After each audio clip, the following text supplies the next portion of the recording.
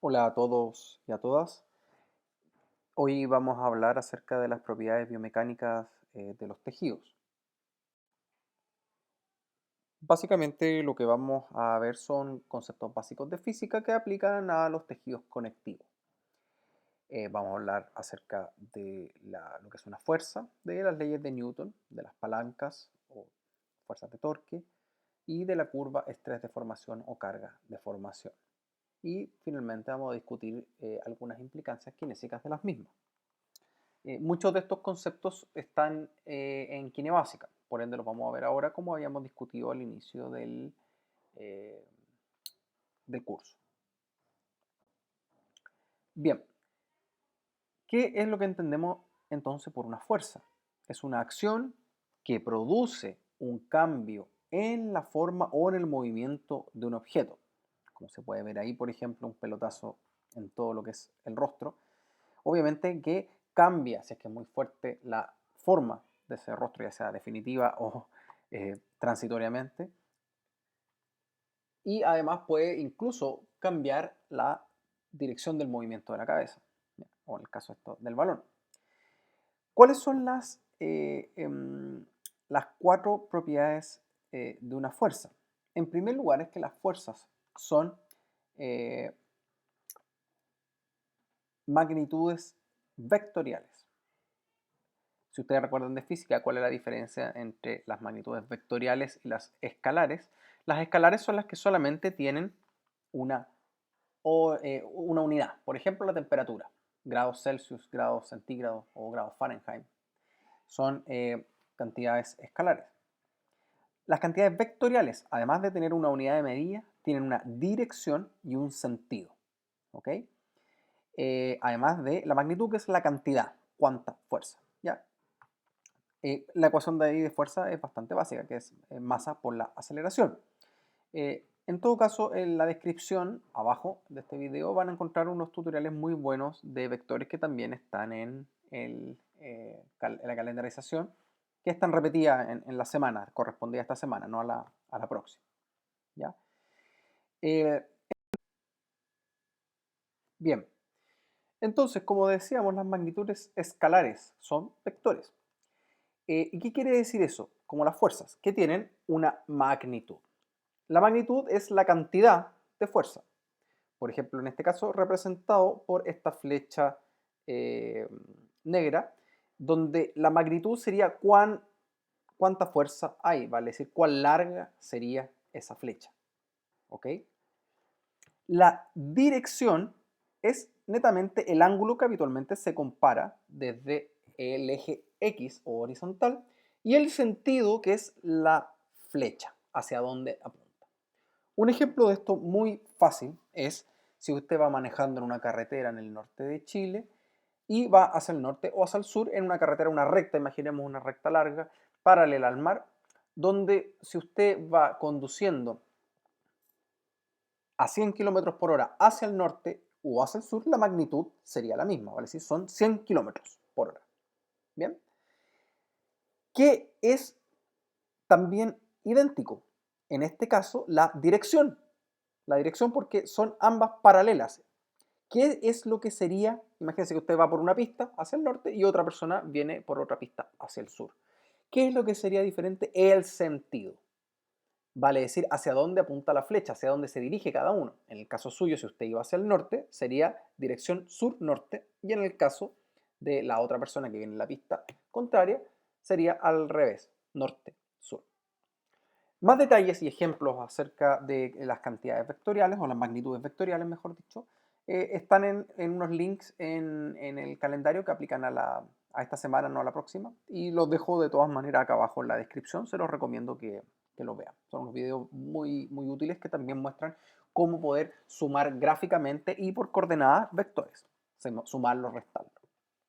Bien. Cuando hablamos de fuerzas, es inevitable hablar de las leyes de Newton. ¿Ya? La primera ley de Newton, también conocida como la ley de la inercia, indica lo siguiente, y es textual: un cuerpo tenderá a permanecer en reposo o en movimiento al no ser que intervenga una fuerza mayor. ¿Ya? Vale decir, si un objeto, como en este caso un balón, está detenido, se requiere una fuerza externa, por ejemplo el golpe del pie, para sacarlo del reposo. Lo mismo en el caso de la derecha, donde hay un centro, por ejemplo. En ese caso, ¿qué es lo que se requiere? Un cambio de dirección, producto que uno de los jugadores cabeceó. Por ende, básicamente la ley de la inercia indica que un objeto va a permanecer en movimiento o a cambiar este movimiento solo si es que una fuerza interviene. Esto ustedes dirán, pero claro, si yo pateo un balón, ese balón de alguna manera cae. Sí, pero ¿por qué cae? Porque otra fuerza interviene en ella. Vale decir, en este caso, la fuerza de gravedad, el roce del pasto, donde cada bote y cada giro del balón va haciendo que se frene. Ahí están esas fuerzas que entran en juego. Cuando hablamos de la inercia, es básicamente la resistencia que tiene un cuerpo en reposo al movimiento. También una resistencia, obviamente, como veíamos en el ejemplo anterior del balón, a la aceleración y también a la desaceleración, ¿ya? Y también una resistencia al cambio de dirección. Por ende, sí o sí, para vencer la inercia, tiene que aplicarse una fuerza. La segunda ley de Newton es la aceleración. Vale decir, la aceleración de un objeto o de un cuerpo es proporcional a la fuerza que actúe sobre él e inversamente proporcional a su masa. Como se puede ver en los ejemplos de acá abajo, tenemos la velocidad de una bala, donde tenemos una masa o un peso muy pequeño, peso entre comillas, porque en realidad el término correcto es masa. Tenemos una masa muy pequeña, la cabeza de la bala, con una gran explosión de pólvora, una gran aceleración. Por ende, la bala tiene la aceleración que todos conocemos, muy rápida. Versus una persona empujando un elefante. Tenemos una masa muy grande del elefante y una fuerza bastante menor. Por ende, la aceleración con la cual se va a mover el elefante va a ser mucho menor. En términos simples, a mayor masa es mayor la inercia, vale decir, se requiere mayor fuerza para ponerlo en movimiento o para frenarlo. Si no me creen, hagan la prueba de ponerse frente a un elefante que viene corriendo. No lo hagan, por favor, es solo a modo de ejemplo. Entonces, eso también implica que si es que yo pudiera tener un cañón, dispara elefantes, o en términos más reales, cuando disparan los cañones, que disparan balas o misiles, obviamente ahí también tenemos una mayor aceleración, pero sí o sí tiene que haber una mayor fuerza, ¿ya? Y a mayor masa, obviamente que hay menor aceleración, ¿ya? Recuerden que es inversamente proporcional. Por ejemplo, en el caso de este ejemplo, donde M representa la masa, por ejemplo, en el caso A, en el caso B y en el caso C. En el caso A tenemos la misma masa, diferentes fuerzas. En el caso B tenemos diferentes masas, donde la inferior es la menor, y en el caso iguales fuerzas, y en el caso C tenemos diferentes masas, siendo la de menor masa la de abajo, y diferentes fuerzas, donde la de abajo también tiene la mayor cantidad de fuerza. ¿Cuál de estos objetos alcanzará más rápido la velocidad o cuál acelerará más? Tómense unos segundos para pensarlo. Como decíamos que la aceleración era inversamente proporcional a la masa y obviamente directamente proporcional a la fuerza, ¿cuál debiera acelerar más rápido? La respuesta correcta es la C en la parte de abajo, vale decir, la menor masa que tiene la mayor fuerza.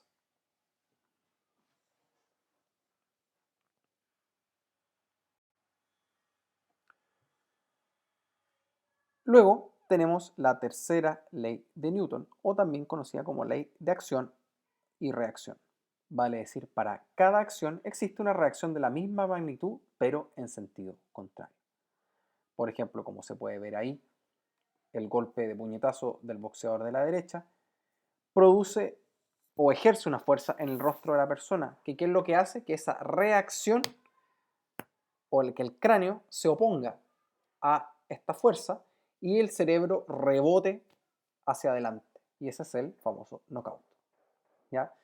Es muy parecido a que esta ley se puede ver mucho más clara si ustedes se ponen a empujar la pared. Si ustedes se ponen a empujar la pared con sus codos y sus brazos flexionados, y ustedes están de pie y empiezan a empujar con todas sus fuerzas, ¿qué es lo que va a pasar? Si la pared está bien construida, obviamente, ustedes se van a empezar a deslizar hacia atrás. ¿Por qué? Porque la pared está haciendo una reacción proporcional directamente en la misma magnitud que la fuerza que ustedes están haciendo. ¿Ya? Obviamente que eso depende de los diferentes materiales y de la estructura, ¿ya? Pero eso es un muy buen ejemplo para poder entender el efecto de acción y reacción y de por qué se produce el knockout. ¿Vale? Es decir, el knockout se produce ya que el golpe, que es lo que hace sacudir el cráneo y el cerebro choca adentro, ¿vale? Es decir, con la misma magnitud del golpe, el cerebro choca dentro del cráneo. Ahí mismo.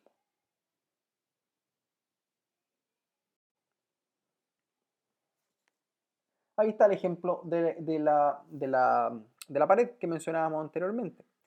O en algo que es, por ejemplo, cuando hacen la propulsión de los cohetes, también ese gran chorro de fuego que se puede ver ahí, tiene que hacer una fuerza que se opone a el suelo y a la resistencia de la gravedad. ¿Ya? Por ende, tiene que ser mayor a ella para poder despegar. Lo mismo cuando yo arrastro una caja, ¿vale? Es decir, el roce del piso bajo nuestros zapatos, bajo la caja y en nuestras manos produce una fuerza en el sentido contrario.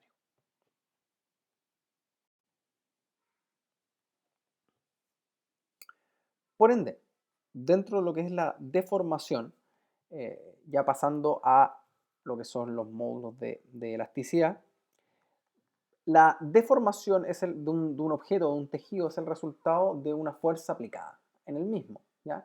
Y en los tejidos es un poco más complejo, ¿ya? Vamos a ver por qué. Principalmente porque son tejidos viscoelásticos.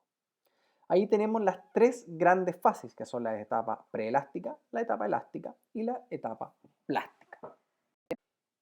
Esto es lo que se conoce como la curva estrés-deformación, o carga-deformación, o stress-strain en inglés, como lo pueden encontrar en diferentes libros. Y acá ustedes pueden ver las diferentes fases, donde luego de pasar de la fase elástica a la fase plástica, hay un punto de fractura o un punto de cesión, donde ya el tejido, o en este caso el elástico o la ropa, se rompe. Bien. Entonces recuerden que en los tejidos es obviamente directamente proporcional a la magnitud y al tiempo de duración de una fuerza. Vale decir, si es que yo tenso un tejido, por ejemplo un ligamento, por mucho tiempo y con mucha fuerza, el agua prácticamente va a salir de ese tejido y luego va a demorar muchísimo en volver siempre y cuando a su longitud original, siempre y cuando yo me mantenga en la fase elástica. Si me mantengo en esa fase elástica y más aún la sigo estirando y paso a la fase plástica, ya su longitud original nunca va a volver a ser recuperada. E incluso si sigo insistiendo, la sigo manteniendo en el tiempo, ya hay una ruptura, vale decir, pasamos al punto de fractura y se pierde la continuidad del tejido, se rompe.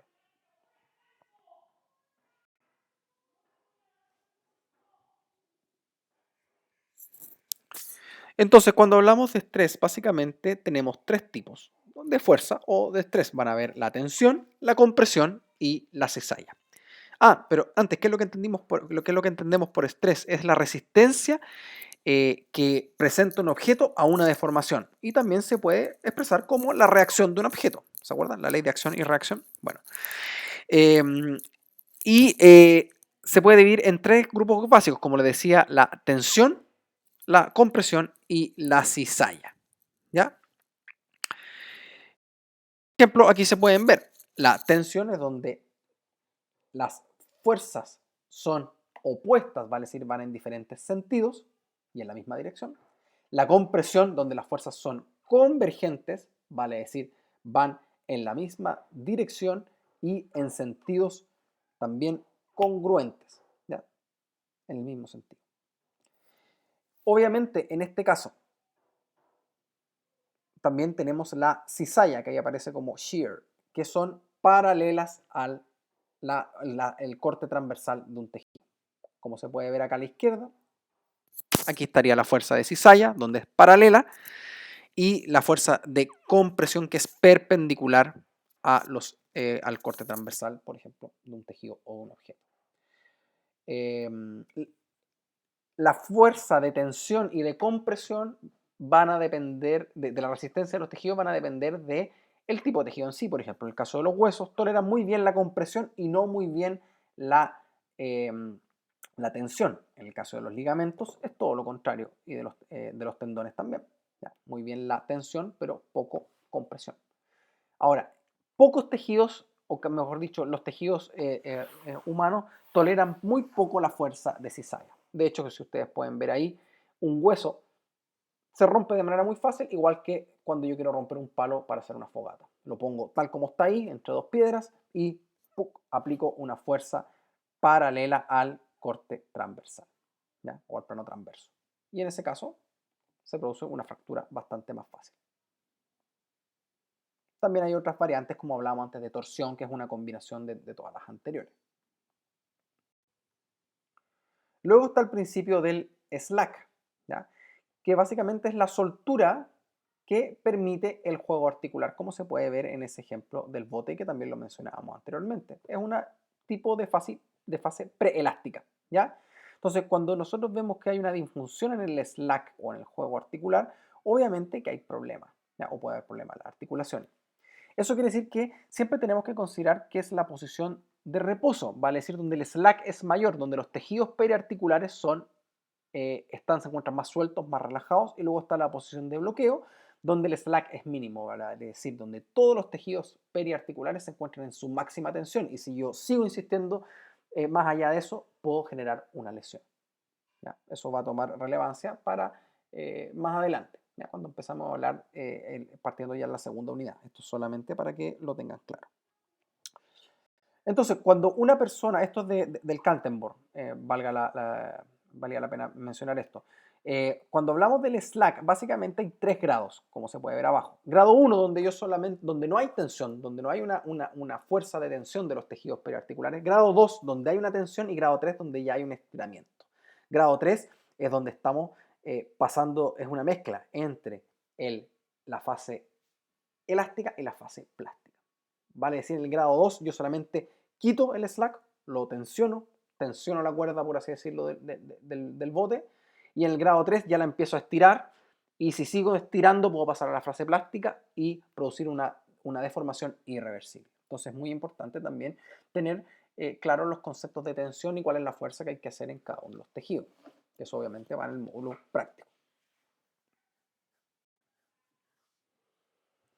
Otro concepto importante es la tixotropía, que es muy propio de las sustancias gelatinosas y que también tiene que ver de los tejidos viscoelásticos. Es básicamente el comportamiento viscoelástico. Vale decir, es una sustancia que se transforma, que es gel cuando está estático, pero sin embargo cuando se le aplica alguna fuerza, el líquido sale y entra dependiendo de la realización y no realización de esa fuerza, ¿ya? Cuando se encuentra en estado de reposo.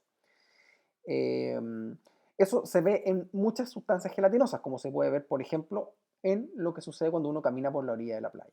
Cuando uno camina por la orilla de la playa, pisa esta mezcla de arena con agua y sucede que el agua sale hacia los costados y luego al yo levantar el pie, la huella queda marcada y lentamente empieza a retornar el agua y mi huella desaparece. Ese es el comportamiento viscoelástico o tixotrópico. Esa huella, ¿de qué va a depender? De la fuerza que yo realice. Cuánto dura esa huella va a depender de la fuerza que yo realice y cuánto tiempo la mantenga, ¿ya? Por ende, esta reducción en la viscosidad se debe a una salida temporal del agua producto de una ruptura transitoria de su sistema estructural, ¿ya? Por ende, la viscosidad del sistema tixotrópico depende de cuánto dure la aplicación de una fuerza y de la magnitud, vale decir, de cuán grande es la misma.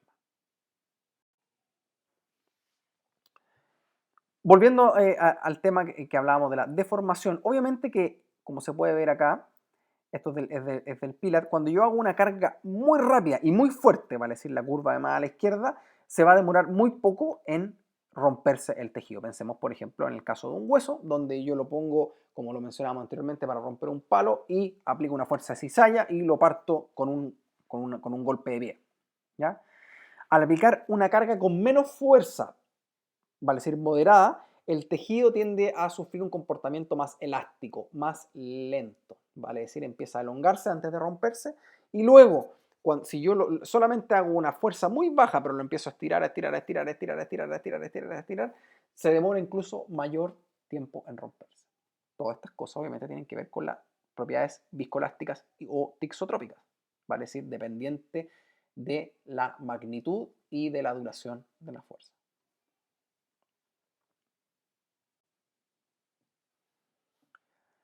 Otro concepto clave es la tensegridad, que literalmente significa integridad de tensión. Vale decir, es una estructura que es una mezcla entre componentes rígidos y componentes sólidos que permiten mantener un equilibrio y tener un estado de pretensión, por así decirlo, o que esté preparado para solicitaciones mecánicas, ¿ya? Donde obviamente el equilibrio en un punto de tensión, ¿vale? Si yo ejerzo tensión en un punto, se equilibra instantáneamente con un incremento de compresión en un punto contrario y de tracción en otros puntos, ¿ya? Pensemos, por ejemplo, en un puente, donde tenemos componentes rígidos, componentes menos rígidos y componentes más elásticos. Obviamente que si yo, o una torre de alta tensión, por ejemplo, si es que yo comprimo en un lado, ¿qué es lo que va a pasar en el otro lado? Se va a tensionar, ¿ya? En el sentido totalmente contrario, o en el punto totalmente contrario, ¿ya? Entonces, este comportamiento se debe a la interacción de los diferentes componentes de manera armónica entre los componentes rígidos y los componentes flexibles, ¿ya? Y que se define como autoestabilizante, ¿ya? Vale decir, un incremento en un punto donde yo aplico tensión se equilibra instantáneamente en un incremento en la compresión y tracción en puntos geométricamente distantes al punto de aplicación. Por ejemplo, en el caso de las unidades vertebrales, ¿ya? Solo se observa una capa muy delgada de hueso compacto, igual a como se puede ver en el arco neural, ¿ya?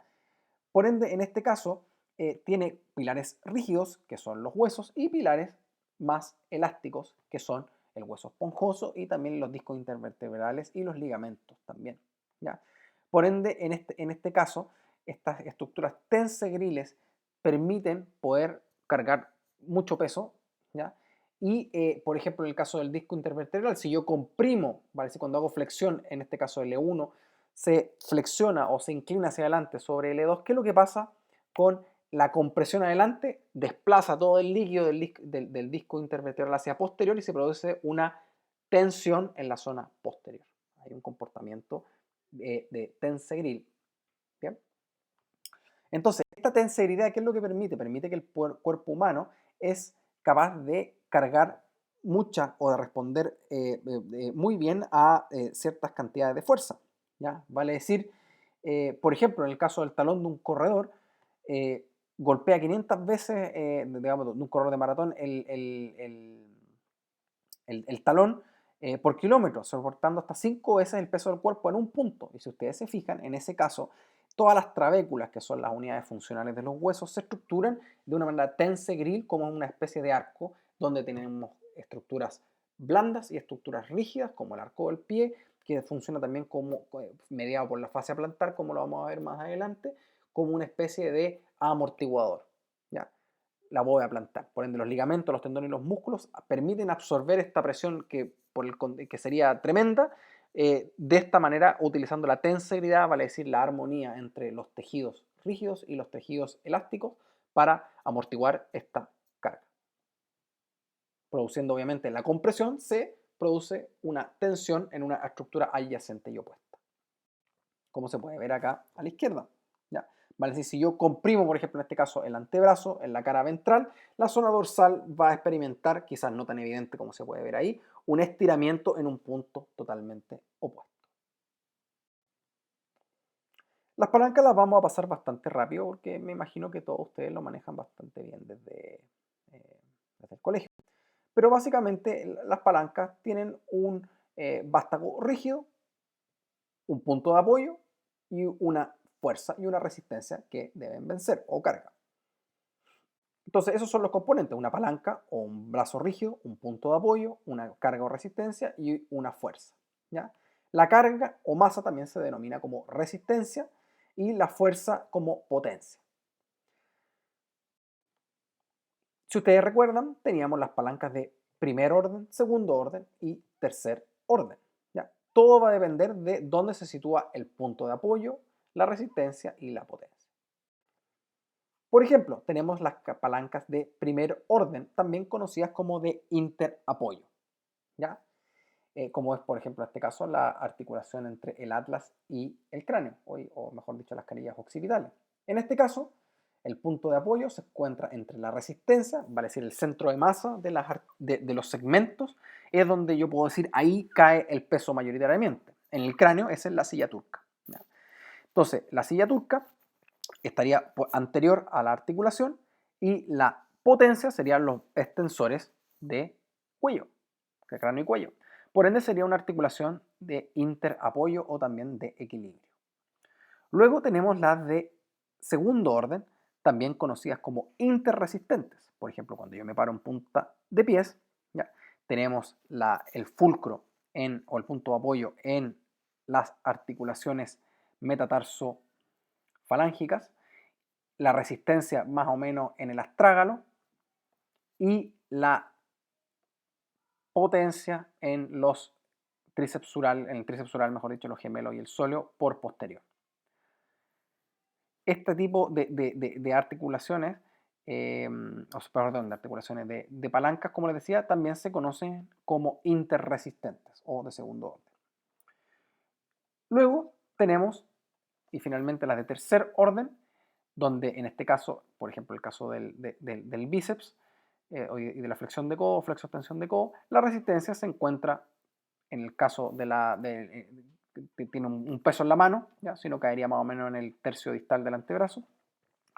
Se conocen como interpotentes, ¿vale? Es decir, donde la fuerza, la potencia, en este caso de la inserción del bíceps, se encuentra justo entre el punto de apoyo, ¿vale? Es decir, las articulaciones del codo, y la resistencia, que en este caso, como tiene un peso en la mano, sería la mano, ¿ya? También conocidas como interpotentes. Como les decía, las de primer orden son de equilibrio, ¿ya? Por ejemplo, en el caso de la cabeza, ¿ya? Las de segundo orden, en este caso, también conocidas, como les decía, como interresistentes, son de fuerza, vale decir, sacrifican la velocidad por ganar fuerza, vale decir, en el caso que veíamos anteriormente, la distancia que existe entre la fuerza es al punto de apoyo, entre el punto de aplicación de la puerta, de aplicación de la fuerza al punto de apoyo es mayor que la que existe entre la resistencia y el punto de apoyo, vale decir, el brazo de potencia es mayor al brazo de resistencia. Por ende, tiene un radio de giro mayor, por ende es más lento, ¿ya? Pero tiene más fuerza. Y la palanca de tercer orden, también conocida como interpotente, es todo lo contrario, es de velocidad, ¿ya? Vale decir, el brazo de potencia es más corto, vale decir, está más cerca del punto de apoyo que el de resistencia, ¿ya? Y en ese caso, como la fuerza se ejerce más cerca al punto de apoyo, es más rápida. Y así ustedes van a ver que la mayoría de las palancas de la extremidad superior son de ese tipo, vale decir, privilegian la velocidad a la fuerza versus la del tren inferior. Ahí está nuevamente el resumen. Las de primer orden o interapoyo, las de segundo orden o interresistentes y las de tercer orden o interpotentes. Vale decir, primer orden, equilibrio, segundo orden, fuerza, tercer orden, velocidad. Finalmente, algunas implicancias kinésicas es que las lesiones musculoesqueléticas, LME, su abreviación, son más frecuentes en la columna lumbar, ¿ya?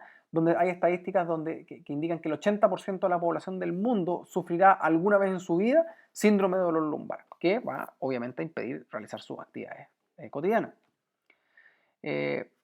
Pensando ya en terapia manual, la aplicación de fuerzas puede beneficiar o liberar algún movimiento, o incluso si es excesivo, se mantiene por un tiempo prolongado o es realizado de manera donde las fuerzas son, por ejemplo, de manera inadecuada, como son la cizalla, puede generar una lesión, mejor dicho. Es súper importante además conocer los diferentes tipos de slack y su relación con las fuerzas que reciben los tejidos, y también conocer los tipos de palanca y fuerza que impactan en el cuerpo, ¿vale? Es decir, las fuerzas de tensión, las fuerzas de compresión, las fuerzas de cizalla y las combinaciones que son las fuerzas de torsión. Bien, espero que les haya gustado esta clase. Recuerden que abajo en comentarios están los links para revisar más detalle acerca de lo que son los vectores, cómo calcularlas por coordenadas y también gráficamente. Me despido, que estén muy bien, manténganse sanos, si pueden quédense en sus casas y nos vemos en la próxima clase.